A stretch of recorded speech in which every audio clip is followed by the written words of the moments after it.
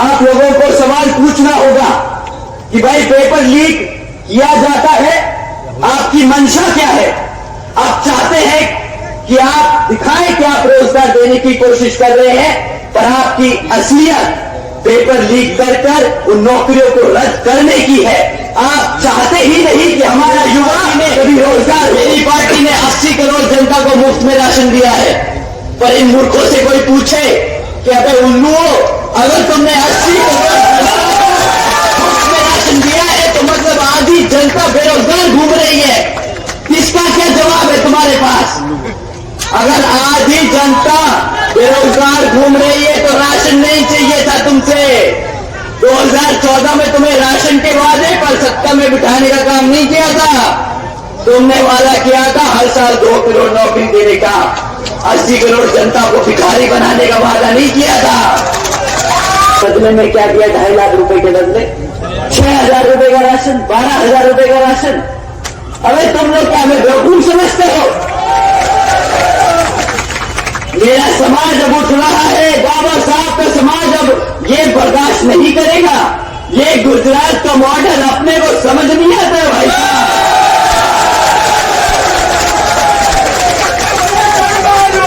12,000 के बदले 2.5 लाख का चूना तुम गुजरात में लगाना, ये यूपी की जनता अपना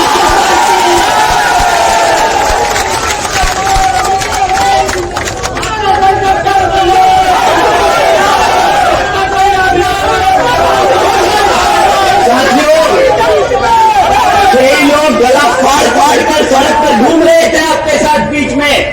महंगाई महंगाई महंगाई, किस बात की महंगाई? तब इन्होंने गला फाड़ के बोला था 50 रुपए का पेट्रोल बहुत महंगा है, हमारा गरीब आदमी कैसे पेट्रोल इस्तेमाल करेगा? गैस सिलेंडर 400 रुपया का है, कैसे इस्तेमाल करेगा? कैसे रोटी पकाएगा? आज इनसे कोई पेट्रोल और गैस सिलेंडर पे बात कर पाता? आप ही बता दो, पेट्रोल का दाम 2014 में क्या था? 65 रुपए, 50, 60, 65, आज क्या दाम है?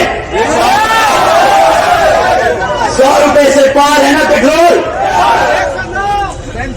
ये पेट्रोल पता है क्यों नहीं बात करते? ये पेट्रोल की बात पता है क्यों नहीं करते?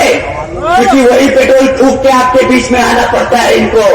तो अगर आपने सवाल कर लिया तो इनका हिसाब किताब भी खुल जाएगा। जैसे आप लोगों की सहमति है तो मैं अपनी बात आप लोगों।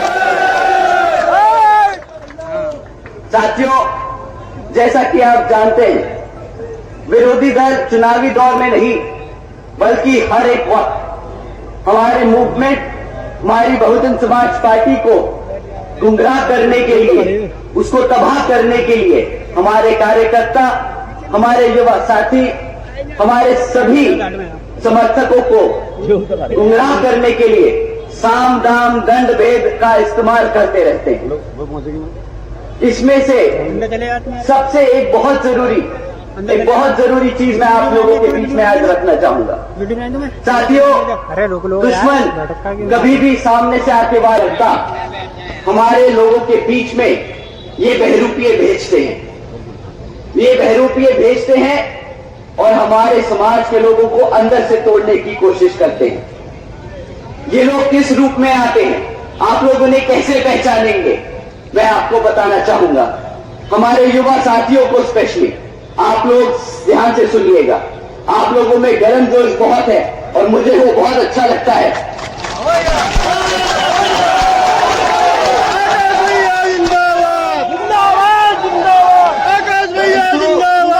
मैं अपने युवा साथियों को बताना चाहूंगा कि भाइयों बहनों, आप सब बाबा साहब के बच्चे हैं। वो दिमाग से काम लेते थे, गर्म जोशी से नहीं। वो दिमाग से आगे अपना मूवमेंट को बढ़ाते रहे, अपने समाज को तरक्की देने के लिए करते रहे काम। तो साथियों, ये आपको अब दिमाग से सोचना होगा, दिल से नहीं। आपके बीच में जो बहरूपी हैं वो किस तरह आप लोगों को गुमराह करने का काम करते हैं। साथियों, वो बहरूपिये नीला पटका पहन के आएंगे। वो साथियों बहुजनों की बात करेंगे। साथियों, वो आपसे बहन जी की भी बात करेंगे। वो बात करेंगे बाबा साहब की, वो आपके हकों की बात करेंगे। परंतु साथियों, जब बात वोट डालने की आए, जब बात आपके साथ संघर्षों में खड़े होने की आए, तब वो आपके नहीं, आपके अपने नेता की नहीं, विरोधी पार्टियों के नेताओं की बात करेंगे। बताएंगे किस तरह कांग्रेस, बीजेपी, उनके छोड़े हुए चमचा लोग, वो किस तरह उनके नेता हैं। साथियों, आप लोगों को ऐसे लोगों से बचकर रहना होगा। और ये बहरूपिये ऊपर से लेकर नीचे तक हर स्तर पर मिलेंगे, हर मोड़ पर मिलेंगे, आपको गुमराह करने के लिए। तो कभी कोई बहरूपिया आपको कार्यकर्ता के रूप में दिख जाए, कोई बहरूपिया आपको पदाधिकारी के रूप में मिल जाए, परंतु साथियों, आप इन बहरूपियों को पहचान कर इनको सतर्क न करना, इनको कभी मत पहचानना, इन्हें कभी मत बताना कि आप इन्हें पहचान चुके हो। क्योंकि साथियों, आपको अगर आपने इनको बता दिया कि भाई तुम धोखेबाज, तुम गद्दार, जो हमारे बहुजन समाज को कमजोर करने के लिए यहां बीच में बैठे हो, तो ये साथियों सतर्क हो जाएंगे, ये अपना रूप बदल लेंगे, फिर से यहां से उठ के दूसरी जगह चले जाएंगे। तो आप लोगों को इनसे संभल कर रहना होगा। साथियों, इन्हीं कुछ मुद्दों को इन लोगों ने पिछले कुछ सालों से हमारे कार्यकर्ताओं के बीच में फैलाने का काम किया है, ऐसे ही गुमराह करने का काम किया। इसमें से एक सबसे इंपॉर्टेंट, सबसे जरूरी मुद्दा किताबों का है। बहुत से नेता लोग डरते हैं बोलने में किताब, परंतु मुझे गर्व है कि मेरी पार्टी, हमारी बहुजन समाज पार्टी किसी धरना सेठ के पैसे पे नहीं, अपने कार्यकर्ता के फंड से चलती है। नाटकबाजों की अब बात करते हैं चुनाव में जो पार्टियां आप लोगों के बीच में आकर आपसे वोट मांगने का काम करने वाली है। साथियों, इसमें से एक पार्टी है जो पिछले 10 साल से सत्ता में आसीन है, 10 साल से वो केंद्र की सरकार चला रही है। अब समय आ गया है कि आंख बंद कर नहीं, इनके मीठे बातें सुन के नहीं, इनसे सवाल कर इनको जवाब देने का। साथियों, 10 साल से ये लोग आप पर राज करते आए हैं, तो इस बारी जब वोट मांगने आए तो आप इनसे 3 मुद्दों पर सवाल कीजिएगा। हम किसी जाति धर्म पे बात नहीं करेंगे, हम सिर्फ 3 मुद्दों पर बात करेंगे। हम बात करेंगे शिक्षा पर, हम बात करेंगे सुरक्षा पर, और हम बात करेंगे रोजगार पर। साथियों, ये तीनों मुद्दे ऐसे हैं जिसकी बदौलत हम आज यहां पर खड़े। इन्हीं 3 मुद्दों को लेकर बहन जी ने संघर्ष किया और आज हम जैसे लोग इतनी बड़ी जनसभा रख पा रहे। साथियों, पहला मुद्दा शिक्षा का है। हमें बीजेपी की सरकार से अब पूछना होगा कि भाई पिछले 10 सालों में क्यों इतनी पेपर लीकों की खबरें आती हैं। अब उनको जवाब देना होगा कि जब भी सरकारी नौकरियों के लिए एंट्रेंस टेस्ट होते हैं, एंट्रेंस एग्जाम्स होते हैं, तो उसमें जब हमारे युवा साथी पेपर दे के आते हैं तो क्यों उन्हें 3-4 दिन बाद पता चलता है कि वो पेपर लीक हो गया। आप लोगों को सवाल पूछना होगा कि भाई पेपर लीक किया जाता है, आपकी मंशा क्या है। आप चाहते हैं कि आप दिखाएं कि आप रोजगार देने की कोशिश कर रहे हैं, पर आपकी असलियत पेपर लीक कर उन नौकरियों को रद्द करने की है। आप चाहते ही नहीं कि हमारा युवा कभी रोजगार हो। साथियों, एंट्रेंस एग्जाम देने तक तो दूर की बात है। हमारे बच्चे अगर आज भी प्राइमरी और मिडिल स्कूल में पढ़ रहे हैं तो उनका इतना बुरा हाल है कि ना आधे से ज्यादा, मैं सरकारी सर्वे आपके बता रहा हूं, सरकारी सर्वे बताता है साथियों कि आज सरकारी स्कूलों में 8वीं कक्षा के बच्चे, आधे से ज्यादा 8वीं कक्षा के बच्चे गुणा भाग नहीं कर सकते। क्या ऐसे ही हम अपने बच्चों को अपने पैरों पर खड़ा कर पाएंगे? अगर हम प्लस माइनस ही नहीं कर पाएंगे तो हम कहां से कोई व्यापार करेंगे, कहां से हम रोजगार की बात करेंगे। साथियों, आज सरकार का सर्वे बोलता है कि 8वीं कक्षा के बच्चे ना गुना भाग कर सकते हैं, ना अंग्रेजी में बात कर सकते हैं, ना अंग्रेजी समझ सकते हैं। प्रधानमंत्री जी इंडिया को एक वर्ल्ड इकोनॉमी बनाने की बात करते हैं, बहुत बड़ी इकोनॉमी बनाने की बात करते हैं। प्रधानमंत्री जी मुझे लगता है अपने व्यापारी दोस्तों के लिए व्यापार करते हैं, अपने दोस्तों के लिए भारत की वर्ल्ड इकोनॉमी बनाने की बात करते हैं, क्योंकि हमारे समाज के बच्चे जो सरकारी स्कूलों में पढ़ रहे हैं वो बेचारे ना अंग्रेजी में बोल पाते हैं, ना समझ पाते हैं। तो कैसे हमारा बच्चा बढ़ते हुए भारत में व्यापार करेगा, कैसे वो रोजगार ले पाएगा। आप बोलते हो कि हम यूएस से बिजनेस करेंगे, हम यूरोप से बिजनेस करेंगे। अरे मेरा बच्चा अगर अंग्रेजी उनकी समझ नहीं पाएगा, बोल नहीं पाएगा, तो कहां से मेरे बच्चे को रोजगार मिलेगा, कहां से वो व्यापार करेगा। साथियों, ये लोग डिजिटल इंडिया की बात करते हैं। डिजिटल इंडिया के नाम पे जो मजाक किया है आपके सामने फैक्ट में रखता हूं। साथियों, सरकारी स्कूलों में 65% सरकारी स्कूलों में आज एक भी कंप्यूटर नहीं है। जब कंप्यूटर नहीं होगा तो बच्चे सीखेंगे कैसे? अगर सीखेंगे नहीं तो बनेगा कहां से डिजिटल इंडिया? कौन सा डिजिटल इंडिया की बात करते हो अगर हमारे बच्चों को कंप्यूटर चलाना नहीं आएगा? साथियों, जिन बच्चे कुछ सरकारी स्कूलों में अगर टूटा फूटा एक अगर कंप्यूटर पड़ा भी होगा तो उसमें इंटरनेट कनेक्शन नहीं होगा। अगर इंटरनेट कनेक्शन नहीं है तो बच्चा कहां से दुनियादारी के बारे में समझेगा? कहां से उसे पता चलेगा कि अमेरिका में क्या हो रहा है, जापान में क्या हो रहा है, चाइना में क्या हो रहा है? परंतु ये लोग सिर्फ मार्केटिंग करना चाहते हैं। डिजिटल इंडिया का बड़ा पोस्टर छापेंगे और पूरे भारत में घुमाएंगे, उस पे हजारों करोड़ रुपया खर्चेंगे, पर डिजिटल इंडिया की योजना के नाम पर 1 रुपया खर्चना नहीं पसंद करेंगे। साथियों, दूसरा सबसे जरूरी मुद्दा जिस पे आपको उनसे सवाल उठाने, वो है हमारे युवा साथियों के लिए रोजगार का। रोजगार के नाम पर पिछले 10 सालों में आज एक फैक्ट सामने आता है। भाई, पिछले 10 सालों के इनके काम के बाद आज हमारे यहां 3 में से 1 ग्रेजुएट युवा बेरोजगार घूम रहा है। अब अगर 3 में से 1 ग्रेजुएट बेरोजगार घूम रहा है तो मतलब 2/3 भारत के युवा साथी बेरोजगार हैं। रही बात जो लोग पढ़ लिख चुके हैं, अगर बाय चांस गलती से ये जो करप्शन बड़ी बखूबी से करते हैं, अगर गलती से नौकरी का पर्चा निकाल दे तो वहां पे क्या भीड़ भाड़ मचती है, क्या मारामारी होती है। ये एक न्यूज क्लिपिंग सुन के, न्यूज क्लिप की हेडलाइन सुन के बताता हूं। साथियों, एक न्यूज क्लिप थी जिसमें का हेडलाइन 90,000 से ज्यादा पीएचडी स्कॉलर्स, इंजीनियर्स और ग्रेजुएट्स क्लास 4 की नौकरी के लिए अप्लाई कर रहे हैं। बताओ, 90,000 से ज्यादा इतने पढ़े लिखे बच्चे एक क्लास 4 की नौकरी के लिए अप्लाई कर रहे हैं। क्लास 4 की नौकरी की क्वालिफिकेशन 5वीं पास है।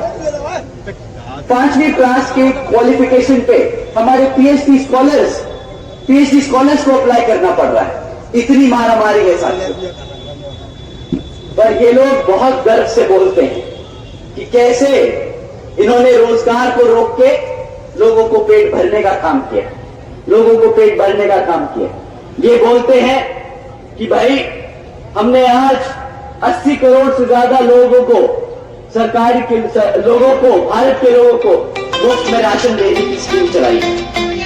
साथियों, केंद्र की भाजपा के बड़े से छोटे नेता और जितने भी भक्त आपको मिलेंगे वो बोलेंगे कि मेरी पार्टी ने 80 करोड़ जनता को मुफ्त में राशन दिया है।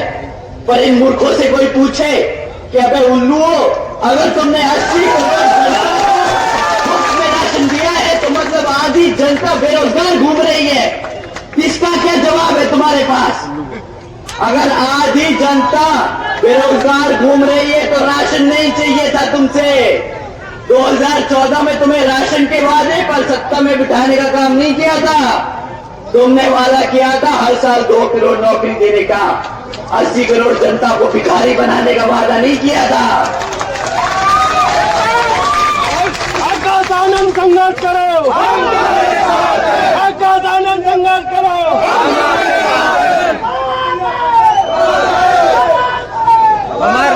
हमारे बुजुर्ग यहाँ बैठे हैं, मैं आपसे पूछता हूँ सर, जब भाजपा सत्ता में आई थी 2014 में, तो उन्होंने भरोसा दिलाया था कि आपके बच्चों को रोजगार देंगे। बदले में आपको आज क्या देते हैं? 2-2,5-1,000 रुपया महीना राशन देने की बात करते हैं। अब आप बताइए, 1,000 रुपए का राशन लेने के लिए आपने वोट डाला था। मैं युवा साथियों से भी पूछता हूं, भाई तुम बताओ, तुम अपनी मेहनत करके पढ़ लिख के किसी तरह निकल जाते हो तो रोजगार के लिए बात करते हो ना। किस लिए चाहिए तुम्हें रोजगार? किस लिए चाहिए रोजगार? अपने माँ बाप ने, आपके अपने माँ बापों ने जो जिंदगी भर संघर्ष किया, अपना मुंह अपना खुद का निवाला ना रखकर आप लोगों का पेट भरा, तो ताकि आप लोग पलट कर उनके लिए सहारा बन सको, इसलिए आप रोजगार ढूंढते हो ना। आप लोग अपने पैरों पर खड़े होकर अपने माँ बापों का सर फख्र से ऊपर कर समाज में घूमने के लिए आप रोज बाहर निकलते हो ताकि आपको रोजगार मिल जाए, आपकी नौकरी लग जाए, इसलिए तो आप मेहनत करते हो ना। पर साथियों एक बात बताओ, अगर कोई आपको नेता आके बोले रोजगार तो नहीं है, ये ले 1,000 रुपया अपना राशन ले और घर जाके बैठ जा, क्या आपको बर्दाश्त है? वो 1,000 रुपए का राशन बर्दाश्त है? अब ये सुनिए, 1,000 रुपए का राशन देके एहसान जताने की बात करते हैं कि देखिए हमने आपको 1,000 रुपए का राशन दिया। मैं अपने युवा साथियों से, मैं अपने बड़े बुजुर्गों से अब इस बार दरख्वास्त करूंगा कि अगली बार ये आप लोगों के बीच में आएंगे ना, तो ये जो आपको राशन का थैला थमाते हैं, वही खाली थैला इनके मुंह पर मार के इनसे सवाल करना, मैंने तुम्हें 1,000 रुपए के राशन के लिए वोट नहीं डाला था, मैंने तुम्हें अपने पैरों पर खड़ा होकर नौकरी करके अपने माँ बाप का सर फख्र से ऊपर उठाने के लिए वोट डाला था।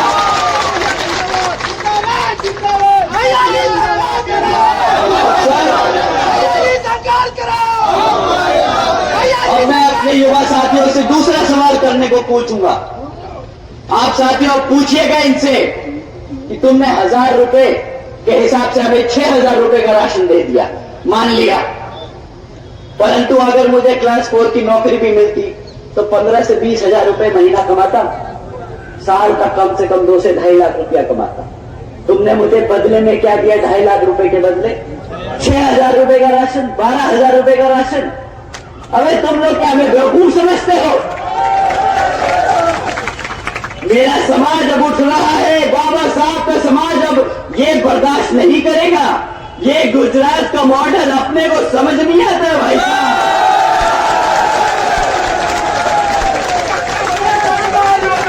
12,000 के बदले 2.5 लाख का चूना तुम गुजरात में लगाना, ये यूपी की जनता अपना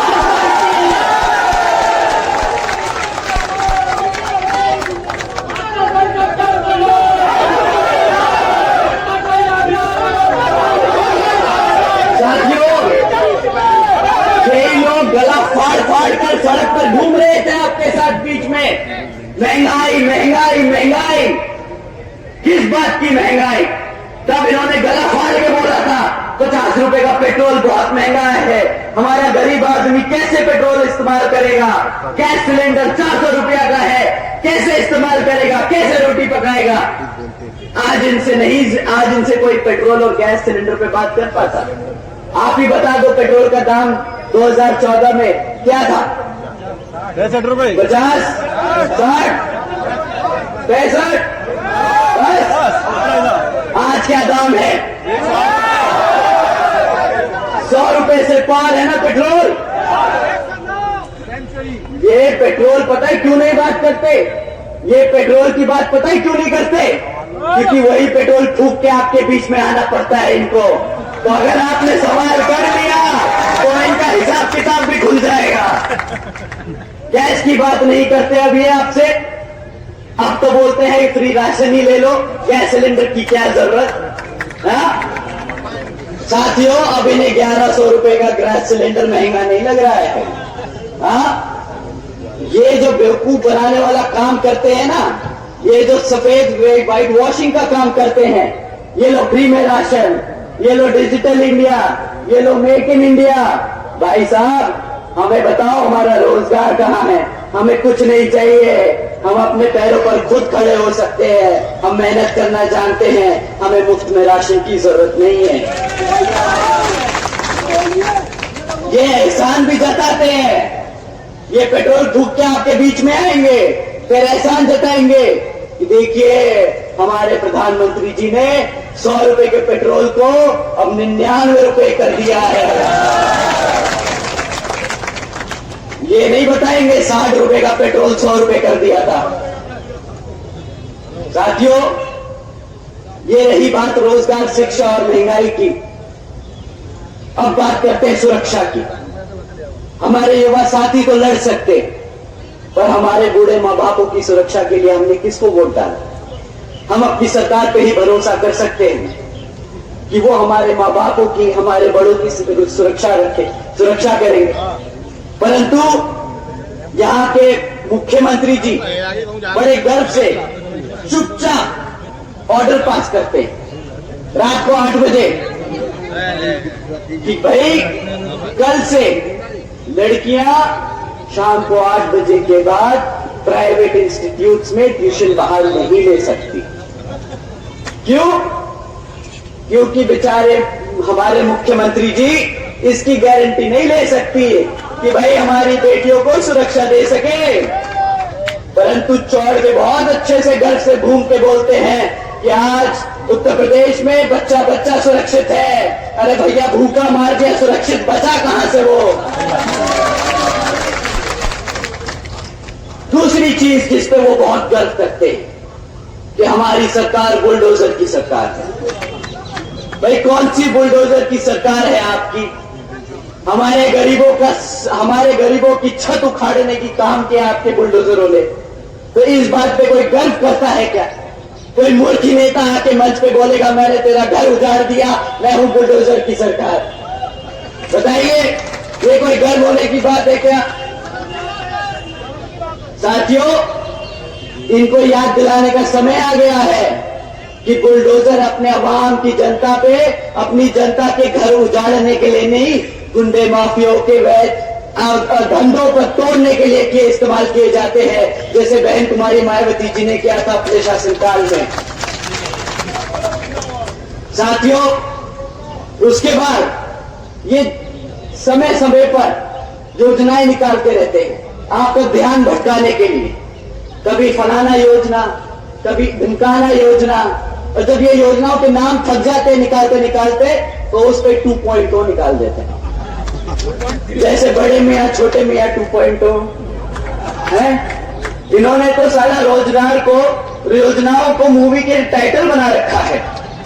इनसे बोलिए कि भाई मुफ्त में इंटरनेट जो आपने प्राइवेट सेक्टर के द्वारा दिलवाने का काम कर रहे हैं ना, इससे हमारा पेट नहीं भर रहा। इन योजनाओं से कोई फायदा नहीं हो रहा है। इन योजनाओं से हमारा समाज समझदार है। ये सब जो नाटक कर लिया है ना, अब बस समय हो गया है। अब समय हो गया है जवाब देने का। बहुत कर ली, बहुत नाटकबाजी। अब हमें जरा बता दीजिए कि ये जो अग्निवीर योजना के तहत तुमने हमारे युवाओं के साथ बेइज्जती करने का, मजाक करने का काम किया है, तो उसका जवाब कहां है? 4 साल का रोजगार, 4 साल के रोजगार के लिए आपको 10 साल तक सत्ता में रखा क्या? बताइए साथियों। 2 करोड़ सालाना नौकरी देने का वादा किया था, दिया क्या 2 करोड़ नौकरी? साथियों, ये इनसे बड़ा देशद्रोही कोई नहीं। समझने की कोशिश कीजिएगा, इनसे बड़ा देशद्रोही नहीं। ये आपके बच्चों को पढ़ने नहीं देंगे। जब पढ़ेगा नहीं बच्चा तो कभी अपने इतिहास के बारे में नहीं जान पाएगा। जब इतिहास नहीं पता होगा तो जो सामने वाला आज बता रहा है वही मानेगा। आपको पढ़ने तो देगा नहीं, जब पढ़ोगे नहीं तो अपना इतिहास नहीं जानोगे, ना अपना रोजगार कभी ले पाओगे। ये क्या करेंगे? फिर से गुलाम बनाएंगे आपको। रिजर्वेशन खत्म करने का नया तरीका ढूंढा है इन्होंने। जब नौकरियां नहीं होगी तो रिजर्वेशन कहां से देंगे? देना ही नहीं पड़ेगा। ये दीमक की तरह काम कर रहे हैं हमारे समाज को खत्म करने के लिए। साथियों, ये बड़े बड़े पोस्टरों से चमकने की जरूरत नहीं है, हकीकत जमीन पे समझने की जरूरत है। साथियों, इनके बारे में अगर मैं और बोलता जाऊंगा तो लगता है अगला लोकसभा चुनाव आ जाएगा, पर इनकी विफलताएं नहीं खत्म होंगी। पर मैं दूसरी पार्टियों के बारे में भी आपको बताना चाहूंगा। दो तीन मुद्दे बस, ज्यादा नहीं, क्योंकि आप यहां बहन जी के बारे में सुनने आए हैं, इनके विफलताओं के बारे में नहीं।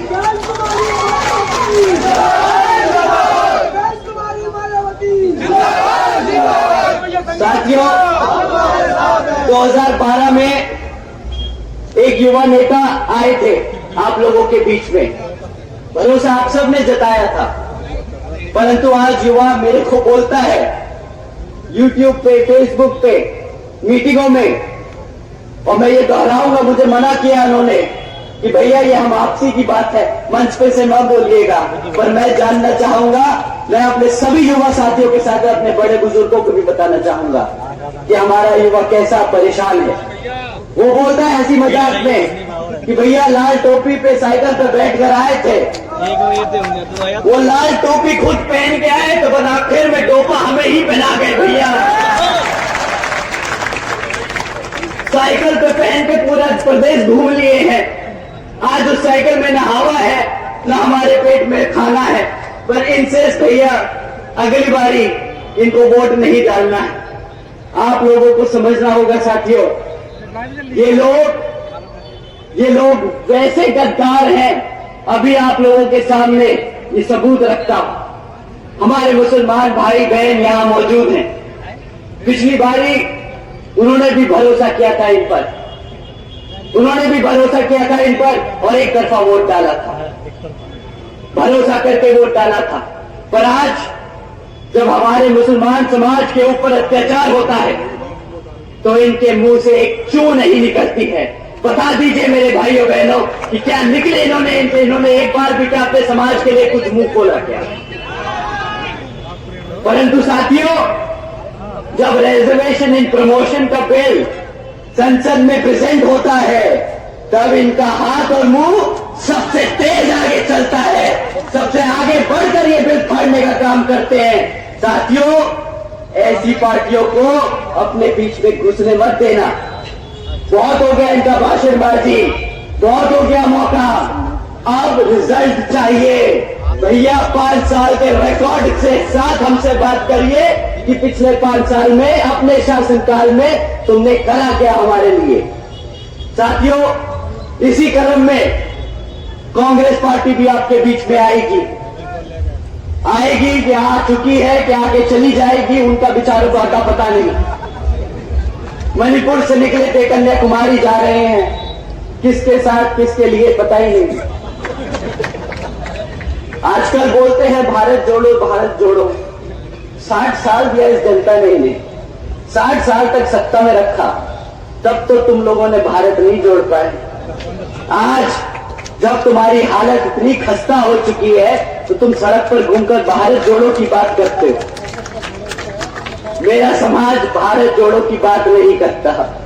हमारा समाज रोजगार की बात करेगा, हमारा समाज आज की बात करेगा। बहुत हो गया, 60 साल बहुत लंबा समय होता है।